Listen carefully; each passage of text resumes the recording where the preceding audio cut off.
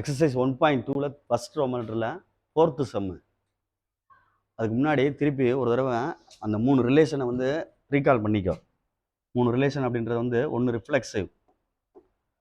ரிஃப்ளெக்சிவ்ன்றது அதுக்கு அதே இருக்கிறது ஏ அப்படின்ட்டு. சரிங்களா? சிமெட்ரிக் அப்படின்றது ஏ பின்னு இருந்தால் பி ஏன்னு இருக்கணும், அந்த மாதிரி இருக்கணும் அப்படின்னு கண்டிஷன். அது மாதிரி டிரான்சிட்டிவ் அப்படின்னா ஏ பி இங்கனக்குள்ள பி சின்னு வரணும். இது ரெண்டும் ஒன்றா இருந்தால் தான் டிரான்சிட்டிவ் ஆக்டிவேட் ஆகும். இது ரெண்டு வேற வேற இருந்தால் ஆக்டிவேட் ஆகாது. அதனால இது நாற்று வச்சுக்க, ரெண்டும் ஒன்றா இருந்தால் தான். இது ரெண்டு ஆன்சர் ஏ சி அப்படின்னு கிடைக்கும். நான் சொல்ற புரியுதா அப்படின்னு பார்த்துக்கோ. இதைத்தான் இங்கே செக் பண்ண போகிறோம் எல்லாத்துலேயுமே, ட்ரூவா இல்லையா அப்படின்ட்டு. சரி, ஃபஸ்ட்டு ஒன்று, first Roman letter, sorry fourth Roman letter என்ன சொல்லியிருக்கு அப்படின்னு பார்த்துக்கோ. முதல்ல கொடுத்ததை எழுதிடணும்டாமா. அதில் ரிலேஷனும் ஸ்டேட்மெண்ட்டும் கொடுத்துருப்பாங்க, நல்லா கவனித்து பார்த்துக்கோ. முன்னே ஹரி சபரி இங்கே பார்த்துங்க, இந்த இருக்கு A related to B, A R பின்னு வாசிக்கக்கூடாது. A related to B if A is not a sister of B அப்படின்னு இருக்கு. இதுதான் அவன் கொடுத்தது. ரெண்டுக்கு ஏக்கும் பிக்கு உள்ள ரிலேஷன்ஷிப்பை அவன் கொடுத்துருக்கான். இந்த ஏ ரிலேட்டட் டு பின்னு எழுதுறது ரிலேஷனு, அந்த சென்டென்ஸில் வர்றது ஸ்டேட்மெண்ட் அப்படின்னு சொல்லுவாங்க. சென்டென்ஸில் வர்றது ஸ்டேட்மெண்ட் அப்படின்னு சொல்லுவாங்க. நல்லா யோசிச்சு பாரு. ஃபஸ்ட்டு ஒன்று நான் எடுக்கிறேன், என்ன எடுப்பிய ஃபஸ்ட்டு? அதாவது ஏன்னு எடுக்கணும், அப்படித்தானே? அப்போ A is sister of, sorry ஏக்கு ஏ சிஸ்டர்னு வராதுல்ல. அப்போ ஏ இஸ் என்ன வரும்? A is not a sister of A. சரிதானே சொல்றது? அப்போ அவன் சொன்ன கரெக்டு தானே? ரிஃப்ளெக்ஸிவ்க்கு வந்து ஏக்கு ஏஏ தான், அதுக்கு அதே சிஸ்டராக அமையாது. அதனால ரிஃப்ளெக்ஸிவ் வந்து சாட்டிஸ்ஃபை பண்ணும். இட் இஸ் ரிஃப்ளெக்ஸிவ் அப்படின்னு எழுதிடலாம். இட் இஸ் ரிஃப்ளெக்ஸிவ் அப்படின்னு எழுதிட்டேன். இது எழுதணும் அப்படின்னா ஏ ரிலேட்டட் டு பி அப்படின்னு எழுதலாம். சாரி, ஏ ரிலேட்டட் டு என்னது? ஏ. அதுக்கு அர்த்தம் வந்து இது கீழே உள்ளது, A is not a sister of A. அவங்களுக்கே சிஸ்டராக இருக்க முடியாது. சரி, அடுத்து சிமெட்ரிக்னு வர்றோம். இதில் ஃபேமிலி மெம்பர்னு சொல்லியிருக்கான்னு பார்த்துக்கோ. அப்போ ஒரு கன்சிடர் ஃபேமிலி மெம்பர் இது பண்ணணும். அதுலேயும் ஃபிமேலா இல்லை மேலா அப்படின்னு கொடுத்துருக்கான்னு பார்த்துக்கோ. மேலே உள்ள கணக்கில் தேர்ட் செம்மில் ஆல் மெம்பர்ஸ் ஃபேமிலியும் கொடுத்துருக்கு, சரியா? கீழே ஃபீமேல் அப்படின்னு தான் கொடுத்துருக்கு. இந்த ஒரு சென்டென்ஸ் இருக்கு பாரு. அப்போ அதை கன்சிடர் பண்ணிக்கோ. ஒரு செட் ஆஃப் ஃபேமிலி வந்து நீ கன்சிடர் பண்ணிக்க. ஏதாவது ஒன்று கன்சிடர் பண்ணிக்க அப்படின்னா உன்னுடைய விருப்பம்தான், உன்னுடைய விருப்பம்தான். அதாவது மதர்னு வச்சுக்கோ, அவங்களுக்கு வந்து ஒரு 2 பொண்ணோ இல்லை எல்லாமே இது பொம்பளை பிள்ளைய தான், அதனால 2 பொண்ணு வேணா வச்சுக்கோ. டாக்டர் 1ன்னு வேணா வச்சுக்கோ, டாக்டர் 2ன்னு வேணா வச்சுக்கோ. இந்த அம்மாவுக்கு வந்து அம்மா இருக்கலாம், இல்லைன்னா தங்கச்சி இருக்கலாம், சித்தின்னு சொல்லுவோம்ல அது மாதிரி. இல்லை அம்மாச்சி அவங்க அம்மா இருக்கலாம் அப்படின்ற மாதிரி. இதை M1, இதை வேணா M2ன்னு எடுத்துக்கிறோம். அப்போ இந்த ஃபேமிலியில் வந்து எல்லாருமே ஃபீமேல் மெம்பர், பெண்கள் அப்படின்ற மாதிரி எடுத்திருக்கேன். சொல்றது புரியுதான்னு பார்த்துக்க. இப்போ என்னென்ன சாட்டிஸ்ஃபை பண்ணும் அப்படின்னு பார்த்துக்க. இப்போ நல்லா sister of not a sister கொடுத்துருக்கு. இப்போ சப்போஸ் இவங்க 2 பேர் எடுத்தோம்னா D1ஐயும் M1ஐயும் எடுத்தோம்னு வச்சுக்க. இந்த ரெண்டாவது இதுக்கு சொல்கிறேன், D1ஐயும் M1ஐயும் எடுக்கிறோம்னு வச்சுக்கவேன், 2 பேருமே சிஸ்டர் கிடையாது. சரிதான் நான் சொல்கிறது? ரெண்டுமே என்ன கிடையாது? அவங்க D1 வந்து சிஸ்டர் கிடையாது, மதர் அண்ட் டாட்டர் இல்லை, கிடையாது. மாற்றி போட்டாலும் வராது. சேம் டைம் D1 D2 எடுத்தா சிஸ்டர்னு வந்துடும்ல. நான் சொல்ல புரியுதா இல்லையான்னு பாரு. இந்த ஃபேமிலியை இப்படி கன்சிடர் பண்ணோம்னா, இது வேணா மேலே எழுதிக்கலாம். D1 D2 எடுத்தீங்கன்னா ஏஎம்பி சிஸ்டர்னு அமைஞ்சிரும். தெரியுதா சொல்றது? அப்போ A related to B and B related to A இப்படின்னு வரணும். A is sister of B எழுதலாம். திருப்பி எழுதையில sorry not a sister of B அப்படின்னு எழுத முடியாது இதில். ஏன்னா நம்ம எடுத்தது D1ஐயும் D2ஐயும் அப்படின்ற மாதிரி. இப்போ நீங்கள் காமனாக எழுதினாலும் சரி, இல்லை நான் எனக்கு புரியாது சார் அப்படின்னா D1 D2ன்னு எழுதலாம். D1 D2 எழுதலாம், தப்பு கிடையாது. ஏன்னா உனக்கு புரிஞ்சுக்கிறக்காண்டி சொல்றேன். D1 ரிலேட்டட் டு பின்னு எழுதுறேன், D2. ஆனா இது ரிலேட்டட் கிடையாது அவன் சொன்னபடி கிடையாது. ஏன்னா D1 இஸ் சிஸ்டர் ஆஃப் என்ன வருது, D2. அதே மாதிரி D2 is sister of D1 வரும். அப்போ D1 does not related to D2 அப்படின்னு அர்த்தம். நான் ஏற்கனவே சொன்னேன், ஒரு இது ஃபெயில்னாலும் ஃபெயிலு தான் அது. அப்போ இது நாட் ரிஃப்ளெக்சிவ் அப்படின்னு அர்த்தம். புரியுதான்னு பாரு, நாட் ரிஃப்ளெக்சிவ் அப்படின்னு அர்த்தம். சில பேர் ஏபின்னு எடுத்து சொல்லி கொடுப்பாங்க. நான் D1 D2 போட்டிருக்கேன், அவ்வளோ அவனை புரியறக்காண்டி. இல்லைன்னா நீ இமேஜினேஷன் பண்ண நீ பண்ணிக்கிறணும். ஏன்றது ஒன்று, பின்றது ஒன்று அப்படின்னா ஏன்றது டாக்டர் 1, பின்றது டாக்டர் 2 அப்படின்ற மாதிரி அந்த ஃபேமிலியை கன்சிடர் பண்ணி மேலே எழுதிக்கலாம். அதை நல்லா ஞாபகத்து வச்சு பார்த்துக்க. ஃபர்ஸ்ட் ஒன்று வந்து என்ன இருக்கு, நாட்டுன்னு வந்தனால ஓகே ஆகிட்டு எழுதிட்டேன். ரெண்டாவது ஒன்று சிமெட்ரிக்டா, ரிஃப்ளெக்ஷன் எழுதிட்டேன் பாரு, சிமெட்ரிக்.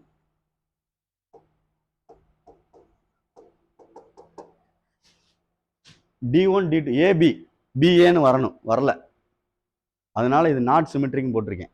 மூணாவது ஒன்று எடுக்கிறேன், டிரான்சிட்டிவ் எடுக்கிறோம் அப்படின்ற மாதிரி இருந்தா, டிரான்சிட்டிவ் எடுக்கிற மாதிரி இருந்தா 3 எடுக்கணும், ஏக்கமா பிகம். அதாவது 3 எடுக்கணும்னா இப்படி எடுக்கணும், A related to B, A related to B, B related to A C. அப்போ இது ரெண்டும் வரணும், implies A related to C அப்படின்னு வரணும். வருமா அப்படின்னு பார்க்கணும். அப்போ 3 பேரை கன்சிடர் பண்ணுற மாதிரி பாரு.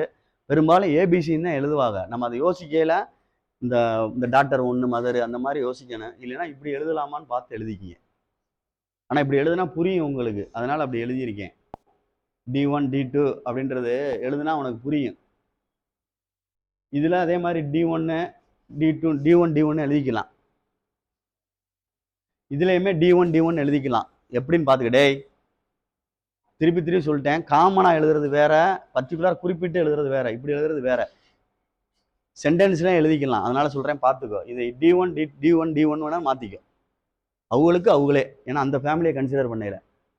அவன் ஏபின்னு சொல்றதுனால அது மாதிரி எழுதி காட்டுவாங்க. அப்போ இங்கே எழுதினா அதே மாதிரி A does not related to B அப்படின்னு எழுதணும். புரிஞ்சுக்க, தப்பு கிடையாது. ஆனால் உனக்கு தெரியணுன்றக்காண்டி சொல்கிறேன்.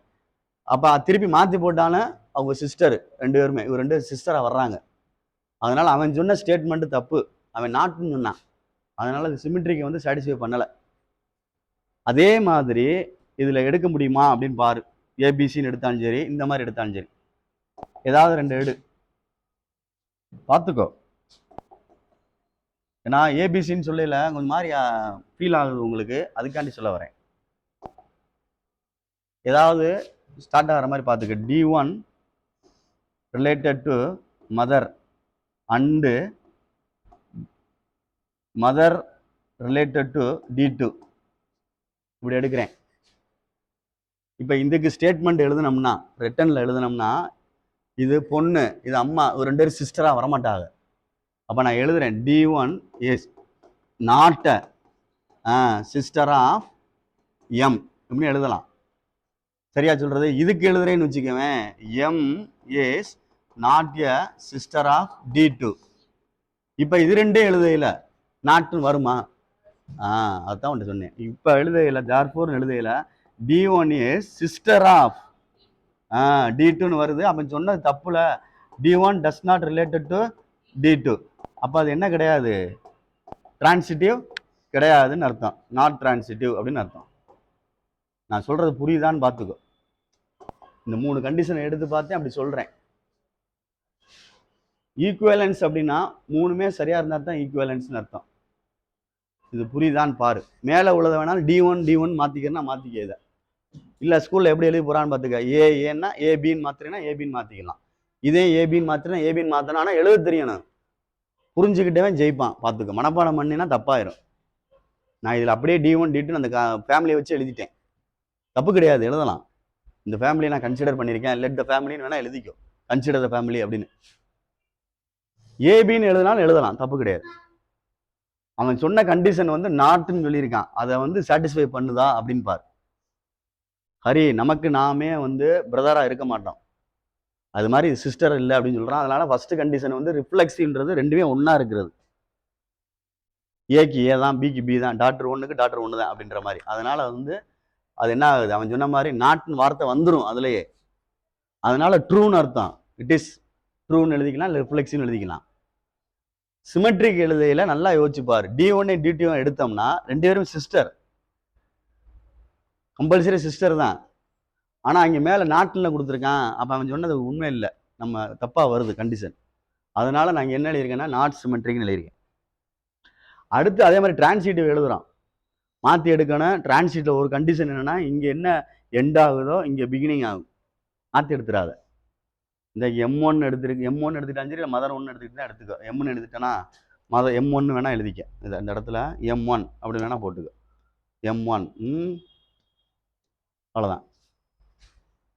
டிரான்சிட்டிவ்ல இந்த M1 இந்த இடத்துல உள்ள M1 ஒன்றா இருந்தால் தான் கண்டிஷன் சாட்டிஸ்ஃபை பண்ணும், இல்லைன்னா பண்ணாது, பார்த்துக்கோ. இதுதான் மூணாவதுக்குள்ளதா நாலாவதுக்குள்ளதா? நாலாவது உள்ளது ஆன்சரு. புரியுதான்னு பாரு, ஏதாவது டவுட் இருந்தால் சொல்லு. ஆன்சரை எதுக்கு வெரிஃபை பண்ணிக்க, சரியா? ஏன்னா நம்மளா ஓனா திங்க் பண்ணுறது, சில விஷயங்கள் தப்பாக இருந்தாலும் சரி பண்ணிக்கிறணும். அதனால சொல்கிறேன், பார்த்துக்கோ. நான் இந்த ஆன்சர் சொல்லியிருக்கேன்.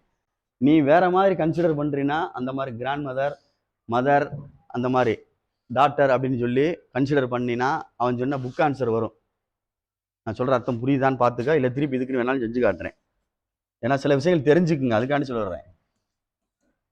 புக் ஆன்சரே கொண்டு போக முடியாது. First one reflexive. ஏய், G ரிலேட்டட் டு Mன்னு எடுத்தோம்னா G is not a sister of, சரியா சொல்றது? நாட்னு வந்துடும். நாட் அ சிஸ்டர் ஆஃப் என்ன வந்துடும், M.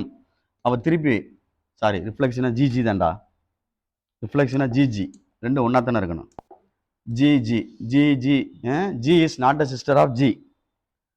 சரி, இது ஒரு கண்டிஷன் சாட்டிஸ்ஃபை பண்ணிருச்சு, இந்த G. therefore G related to G, therefore it is reflexive னு எழுதிடலாம். ஆமா, பார்த்துக்கோ. செகண்ட் ஒன் சிமெட்ரிக்னு எழுதுறேன். ரெண்டு ஒன்று ஏபின்னு எடுத்தால் பிஏன்னு எடுக்கணும். அப்போ G ரிலேட்டட் டு Mன்னு எடுத்தோம்னா இது என்னது, Gன்றது is not a sister of, not a sister of M. சரியா சொல்றது? அதே இது M is not a sister of என்னது, G. அப்போ ரைட்டு தானே இது?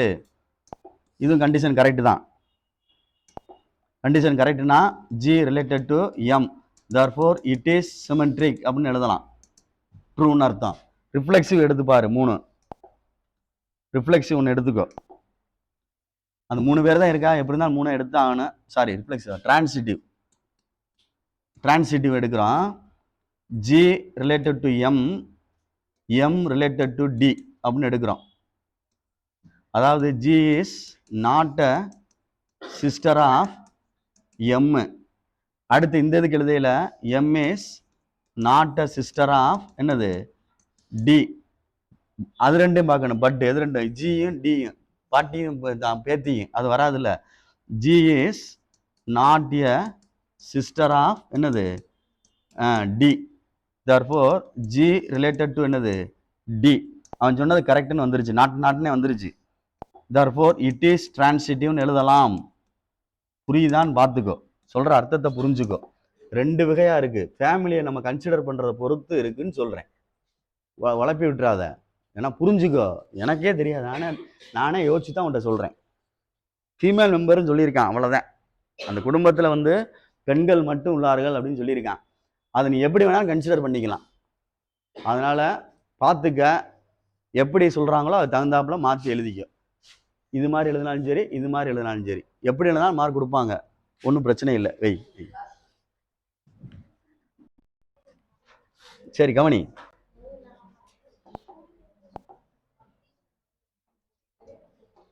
டேய், ஒரு குறிப்புன்னு ஒன்று இருக்கு, நோட்னு ஒன்று எழுதி வச்சுக்குவோம். அம்மா இங்கே பாடுறா, நோட்னா ஒரு இம்பார்ட்டன்ட் இருக்கு. எந்த பேஜில் இருக்குன்னு பார்த்து இப்போ சொல்கிறேன். அதாவது யூனிவர்சல் செட்டுன்னு வச்சுக்குவேன். யூனிவர்சல் செட்டு, ஒரு யூனிவர்சல் செட்டு வந்து என்ன ஆகும் அப்படின்றது அர்த்தம். அதே மாதிரி எம்டி செட்டுன்னு ஒன்று, எம்டி செட்டு. எம்டி செட் அப்படின்றது வந்து ரெண்டு இதை சாட்டிஸ்ஃபை பண்ணும். ஆமா டே, சிமெட்ரிக்கு சாட்டிஸ்ஃபை பண்ணும், டிரான்சிட்டிவை வந்து சாட்டிஸ்ஃபை பண்ணும். எம்டி செட்டு சாட்டிஸ்ஃபை பண்ணும் மறந்துடாத. யூனிவர்சல் செட் அப்படின்றது என்ன ஆகும் அப்படின்றத பார்த்துக்கோ. சிங்கிள்டன் செட்னு ஒன்று சொல்லுவாங்க. சிங்கிள்டன் செட்னு ஒன்று சொல்லுவாங்க. அது டிரான்சிட்டிவ் மட்டும் சாட்டிஸ்ஃபை பண்ணும். டிரான்சிட்டிவ் மட்டும் சாட்டிஸ்ஃபை பண்ணும். எம்டி செட்டில் சிமெட்ரிக் டிரான்சிட்டிவ் சின்னதை நான் வச்சுக்க. அந்த எம் இருக்கு பாரு, சிமெட்ரிக்கில் வரும் லேசா. டீன்றதும் டிரான்சிட்டிவில் வரும். அது ரெண்டையும் சாட்டிஸ்ஃபை பண்ணும். இதில் சிங்கிள்டனில் வந்து டி வரும். இது வந்து டிரான்சிட்டிவ் மட்டும் சாட்டிஸ்ஃபை பண்ணும். யூனிவர்சல் செட்டு அதை பார்த்துக்கோ. அதில் ஈக்குவலன்ஸ்னு கொடுத்துருப்பாங்க. 15 பேஜ் நம்பரில் இருக்கும்னு நினைக்கிறேன். 15ஆ 16ஆன்னு தெரியல. யூனிவர்சல் செட்டு வந்து ஈக்குவலன்ஸ் சொல்லுவாங்க. டேய், யூனிவர்சல் செட்டு வந்து ஈக்குவலன்ஸ் அப்படின்னு சொல்லுவாங்க. புரியுதான்னு பார்த்துக்க சொல்றது. யூனிவர்சல் செட்டுனா எல்லாமே அனைத்து கணம் அப்படின்றது ஈக்குவலன்ஸ் ரிலேஷன் சொல்லுவாங்க. எம்டி செட்டுன்றது அது முக்கியமான ஒன்வேர்டு. அது எம்டின்றது சிமெட்ரிக்கு டிரான்சிட்டிவ். சிங்கிள்டன் செட் அப்படின்றது வந்து டிரான்சிட்டிவ் ஒன்லி. கரெக்டாக இருக்கான்னு பார்த்துக்கோ. மாற்றி சொல்லியிருக்கேனா அப்படின்னு பார்த்துக்க. இதில் உள்ள எழுத்துக்களை வச்சு நாற்று வச்சுக்கோ. இப்போ எதுக்காண்டி சொல்ல வர்றோம் அப்படின்னா, இந்த பாரு, தேர்டு கண்டிஷன் இருக்குல்ல, தேர்டு ஃபிஃப்த் சம்மு, அதில் வந்து என்ன கொடுத்துருக்கு அப்படின்னு பாரு. செட் ஆஃப் நேச்சுரல் நம்பர்னு சொல்கிறான் அந்த தம்பி. சொல்கிறான் பாரு, இந்த செட் ஆஃப் நேச்சுரல் நம்பர். டேய், செட் ஆஃப் நேச்சுரல் நம்பர்னு சொல்கிறான்.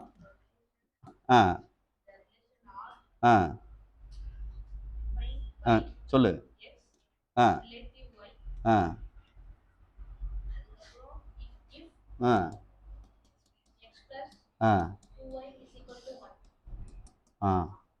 இந்த இருக்கு. டேய், இங்க பாரு, இந்த இதான் கொஸ்டினை கொடுத்துருக்கான், எழுதியிருக்கேன். 5th கொஸ்டினில் இந்த செட் ஆஃப் ஆல் நேச்சுரல் நம்பர்னு சொன்னால் ஒரு வார்த்தை. அடுத்து கீழே உள்ளதான் condition statement. X related to ஒய்னா எக்ஸுக்கும் ஒய்க்கு உள்ள ரிலேஷன் எப்படி இருக்குன்னு சொல்லிட்டு இதை கொடுத்துருக்கான். இப்போ ஃபர்ஸ்ட் ஒன்று ரிஃப்ளெக்ஸின்னு வச்சுக்கவேன். ரெண்டுமே எப்படி இருக்குன்னு சொல்கிறான். Very good. நான் சொல்கிறேன், அந்த கன்செப்ட் கொண்டுகிட்டே வரணும். ரெண்டு ஒன்றா இருக்கணும். எக்ஸ் ரிலேட்டட் டு எக்ஸ்ன்னு இருக்கணும்.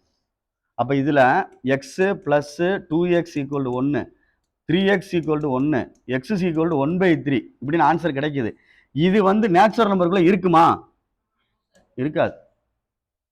அப்போ இது வந்து கிடையாதுன்னு அர்த்தம். என்னது? நாட் ரிஃப்ளெக்சிவ் அப்படின்னு அர்த்தம். புரியுதா அப்படின்னு பாரு. ஏன்னா ரெண்டுமே ஒன்றா தானே எடுக்கணும். எடுத்து இதில் போட்டிருக்கேன், அவ்வளோதான். போட்டு வர்ற ஆன்சர் நேச்சுரல் நம்பராக இருக்குன்னு சொல்கிறனால சொல்கிறேன். இது ஃப்ராக்ஷனாக இருக்குது, அதுக்குள்ளே இருக்காது. அதனால நாட் ரிஃப்ளெக்சிவ் அப்படின்னு அர்த்தம். சரி, இன்னொரு இதுக்கு ஐடியாவுக்கு வா. இன்னொரு ஐடியாவுக்கு வா அப்படின்னா, ஆமாம், டேய் தம்பி இவனே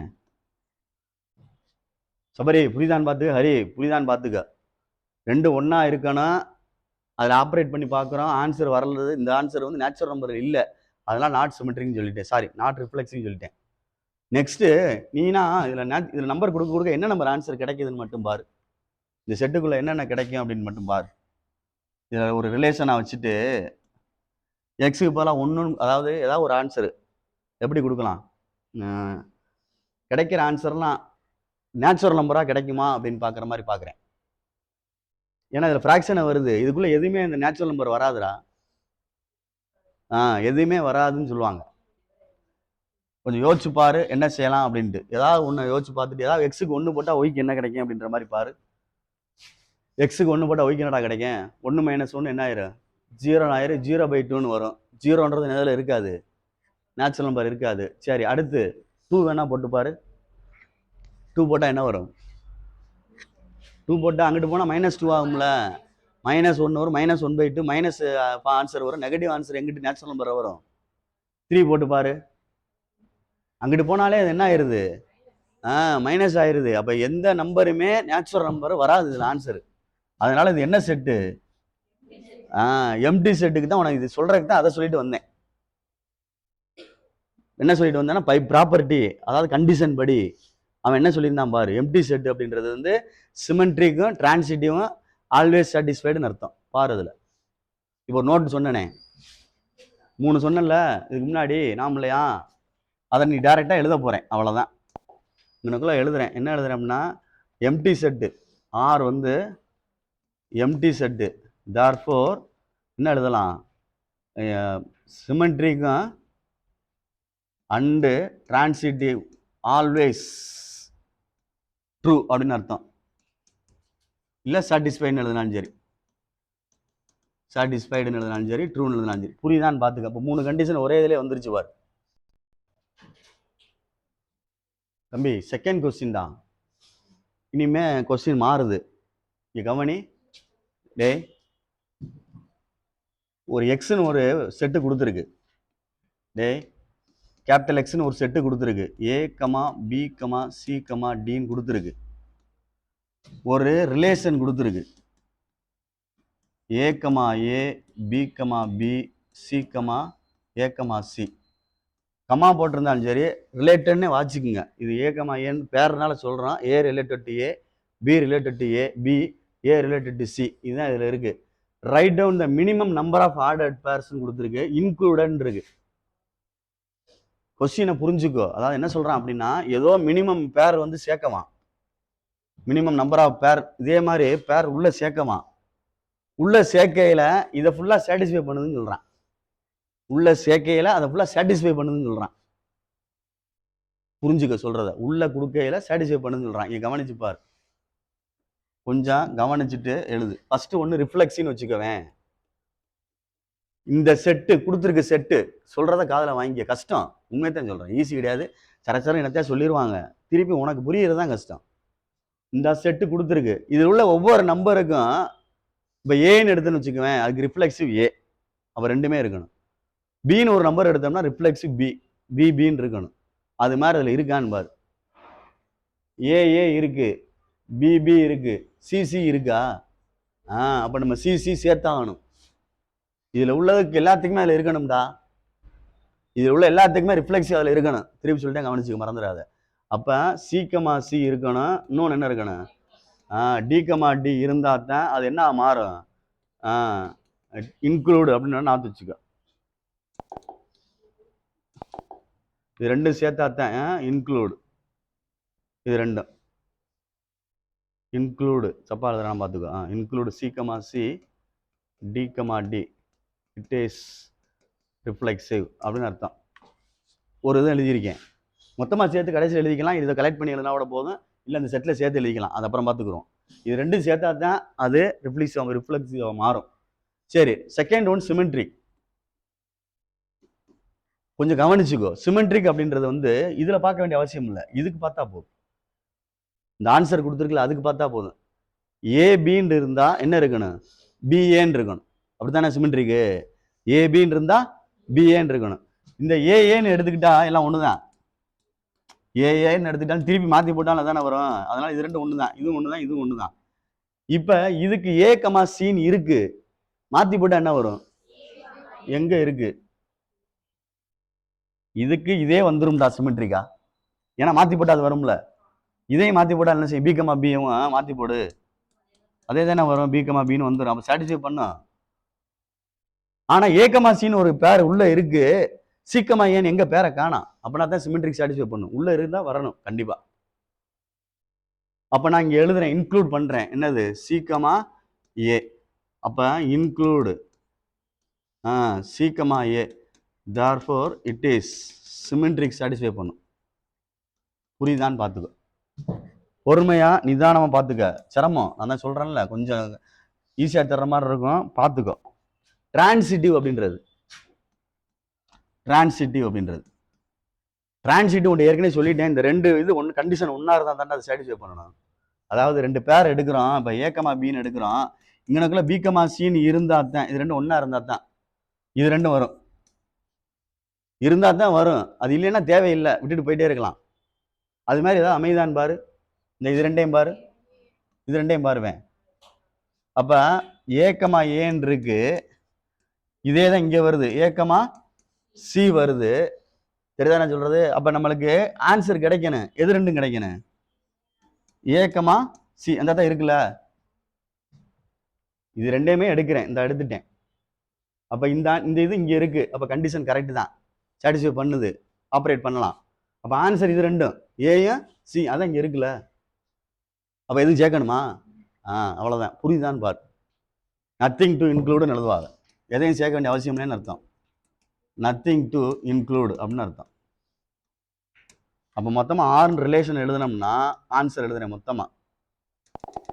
புரியுதான்னு பார்த்துக்கோ. ஏன்னா உனக்கு மாறியா தெரியும், திருப்பியும் சொல்கிறேன், பார்த்து பொறுமையாச்சு.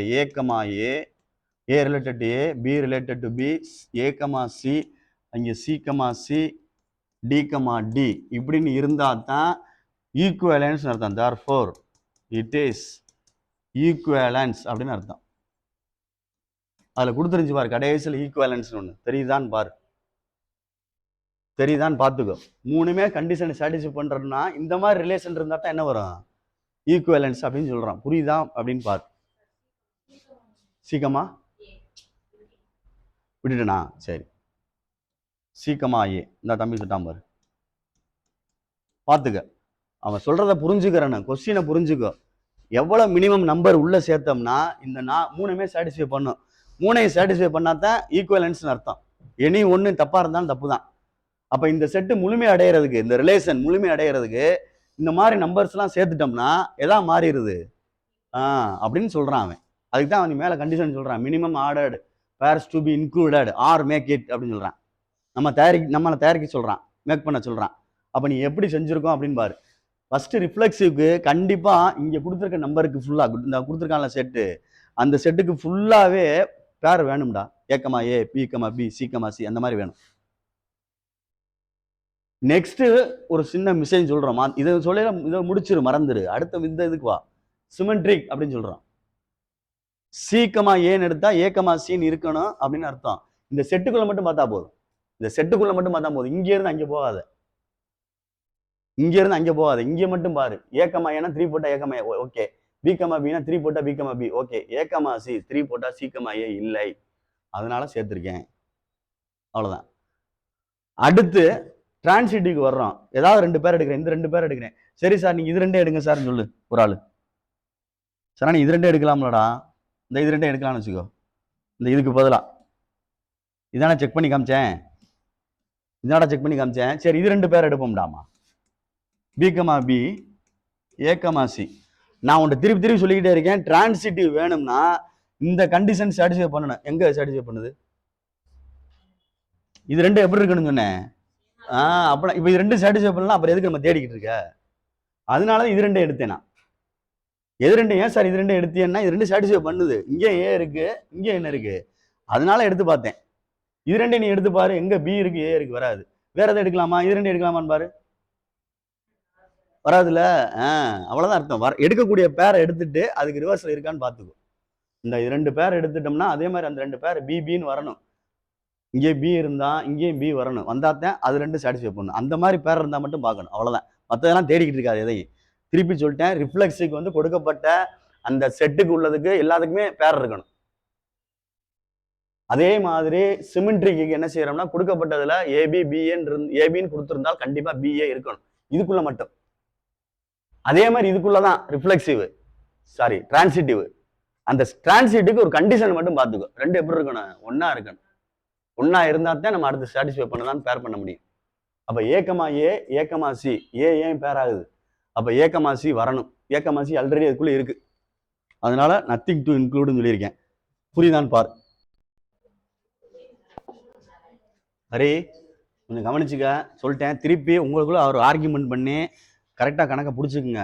ஏன்னா டேய், ஒரு இதில் சொல்கிறது, ஃப்ளோவில் சொல்கிறது விட்டுறாத, அவ்வளோதான் சொல்லிட்டேன், பார்த்துக்கோ. இங்கே பாரு, 3rd சம்மு. டேய், செட்டு கொடுத்துருக்கு ஏன்னு, ஏ கமா பி கமா சின்னு கொடுத்துருக்குடாமா. ஒரு ரிலேஷன் கொடுத்துருக்கு, A related to A, B related to B, C related to C. கவனி, திருப்பி திருப்பி சொல்லிட்டேன். ஏடா ஏ ரிலேட்டட் டு சி.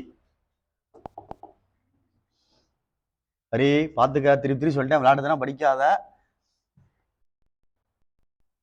ஹரி பார்த்துக்கோ, இந்த கொடுத்துருக்கேன். போன சம் மாதிரி தான் சொல்ல போகிறேன், செகண்ட் சம் மாதிரி. எதை இன்க்ளூட் பண்ணா பார்த்துக்கடா, அதை வந்து ஈக்குவலன்ஸாக மாறும் அப்படின்ட்டு கேட்குறேன். ஃபர்ஸ்ட் ஒன்று ரிஃப்ளெக்சிவ். டேய், நான் சொன்ன மாதிரி ஜெசிகா இந்த செட்லேயே பாருங்க, ஏக்கமா ஏ இருக்கான்னு பாரு, அதில் பிகமா பி இருக்கான்னு பாரு, சீக்கமா சி இருக்கா, அப்போ சேர்க்கணும் இன்க்ளூடு. சரியா? சீக்கமா சி. அப்போ தான் இது எதான் மாறும், இட் இஸ் ரிஃப்ளெக்சிவாக மாறும். அவ்வளோதான். அங்கிட்டு பார்க்கல, இங்கிட்டு பார்த்தே சொல்லிட்டேன். இப்ப இங்கிட்டு பார்க்காம இங்கிட்டு பார்த்துக்கோ. ஏக்கமா சி இருக்கு, எதுக்கு? சிமெட்ரிக்கு. அப்ப சீக்கமா ஏ வேணும் இருக்கா? அப்ப சிமெட்ரிக்கு சேர்க்கணும் உள்ள. சீக்கமா ஏ வந்து சேர்க்கணும் உள்ள, include. therefore it is symmetric மாறிடும். டிரான்சிட்டிக்கு வர்றோம். இதை பத்தி பிரச்சனை இல்லை, இது ரெண்டு தான் பார்க்க போறோம். இந்த ரெண்டு ஒன்னா தான் இருக்கு. அப்ப ஏக்கமா சீன் ஆன்சர் வரணும், வந்திருக்குல உள்ளவன். அப்ப நத்திங் டு என்னது? இன்க்ளூடு அப்படின்னு அர்த்தம். Nothing to include. It is transitive. நீ அதை மட்டும் ஆன்சர் எழுதினாலும் சரி, மொத்தமா எழுதினாலும் சரி, இவ்வளவுதான் கணக்கு. பொறுமையா நிதானமா படிக்கணும், அவ்வளவுதான். ரிலேஷன் சொல்லிட்டு மொத்தமா எழுதிக்கிட்டாலும் சரி, இன்க்ளூட மட்டும் தனியா எழுதிக்கிட்டாலும் சரி. B comma B, A comma C, எதாவது இன்க்ளூட் பண்றோம்? C comma C, C comma A, அவ்வளவுதான். புரியுதான்னு பாரு. டேய், ஃபோர்த்து சம் கவனி தம்பி. டே, பீன்றது ஒரு செட் ஆஃப் ஆல் ட்ரையாங்கிள்ஸ் கொடுத்துருக்கு இன் எ பிளேன் அப்படின்ட்டு. அந்த செட்டுக்கு பேர் பீன் கொடுத்துருக்காண்டா.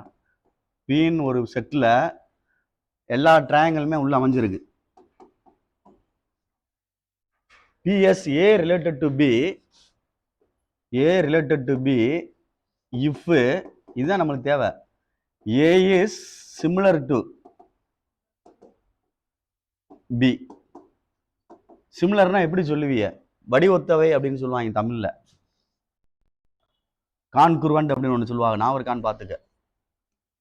சைஸும் ஒன்றா இருக்கும், ஷேப்பும் ஒன்றா இருக்கும், வடிவமும் ஒன்றா இருக்கும்.